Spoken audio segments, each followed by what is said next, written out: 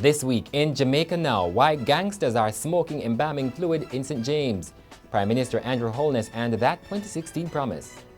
I find it incredible that someone would want to diminish the value of Jamaicans sleeping with their windows open. The latest on the state of public emergency in St. James. National Security Minister says sorry for obeah comment. Pay back every cent. Retired Port Authority execs to return millions of dollars in unapproved gratuity. And Tivoli residents protest after the Justice Minister closes compensation period for 2010 incursion. I'm Damian Mitchell and this is Jamaica Now. A former Mobe gangster is reporting that criminals in St. James are getting high on embalming fluid as they prepare to carry out their daring crimes. In addition, some of them are indulging in devil worshipping and blood sacrificing. The National Security Minister has confirmed that the security forces have been discovering altars at premises they raid in search of criminals. The BBC reports that the use of embalming fluid, nicknamed leak or wet, is on the rise.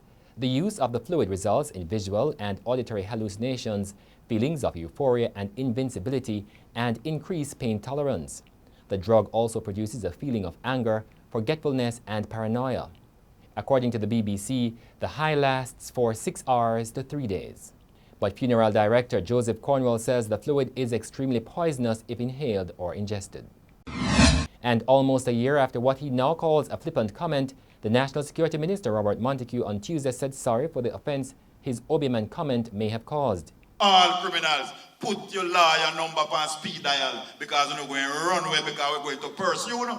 This minister not afraid of my uncle is the obeah man. Speaking in Parliament on Tuesday, Mr. Montague said his remark was meant to be a joke, but he has discovered that many persons were not amused. Despite Montague's seeming repentance, his opposition counterpart, Fitzjackson, chastised him for handling the national security portfolio in a frivolous manner. He also took the minister to task for inviting entertainer Desmond Ninjaman Ballantyne, who at the time was before the court for murder, to address senior cops in an attempt to boost the morale of the police force. Ninjaman has since been convicted for murder. Prime Minister Andrew Holness has taken issue with those he says appear to be waiting for the government to fail at fighting crime, mocking his promise that Jamaicans would be able to sleep with their doors open under a Jamaica Labour Party government. Speaking at his quarterly press conference at Jamaica House, Holness said although his comment was made at a political rally, he meant every word he said. I made a comment on a campaign platform. My comment is serious. As I said, I take it personally. I find it incredible that someone would want to diminish the value of Jamaicans sleeping with their windows open. Last year, 1,616 Jamaicans died violently, and up to January 20 this year, more than 100 people had been killed. There is deep concern about the conditions under which detainees are being held during the state of public emergency in St. James. On Wednesday, a frustrated mother outside the Freeport police station in Montague Bay said persons were taken into custody and have not been able to communicate with their families, eat a decent meal, bathe, or even change their clothes. There were also reports that detainees had to be standing. Some 197 people have been detained under the state of public emergency, with 10 facing charges. In the meantime, 20-year-old Kashin Lewis, the son of slain St. James gangster Omar King Evil Lewis, has been charged with double murder. Lewis has been charged with the 2017 murders of 41-year-old Cleopatra Fletcher and 52-year-old Donnet Shuttleworth. A third person was injured in the attack. And Racers Track Club sprinter Zharnel Hughes was held up at gunpoint in an attempted robbery at the University of the West Indies Usain Bolt Track in Mona St. Andrew Tuesday evening as he prepared for a practice session. Hughes, who represents Great Britain, said he was at his car putting on his sneakers when the armed robber approached him asking for his phone. The athlete ran and the robber opened fire. It's reported that a licensed firearm holder who was at the venue returned the fire. No one was injured in the ordeal, but the would-be robber fled. Residents of Tivoli Gardens in West Kingston have threatened to stop voting in national elections if the government fails to compensate them properly for the atrocities committed against them in the 2010 incursion. In a presentation to Parliament on Tuesday, Delroy Chuck, the Justice Minister, said residents have been receiving compensation but refused to entertain persons who are only now coming forward since the matter has been closed. But many of the protesters claim that they went to the relevant authorities to submit their names for compensation, but they were left off the list. Mr. Delroy to have the name. He have the name because me send it to him. So have the name 230 at name. No, see that them address, them telephone number, everything because of me.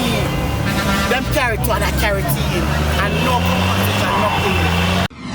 Prime Minister Andrew Holness has told his parliamentary colleagues that the Port Authority of Jamaica would be moving to recover the retirement benefits paid out to former executives.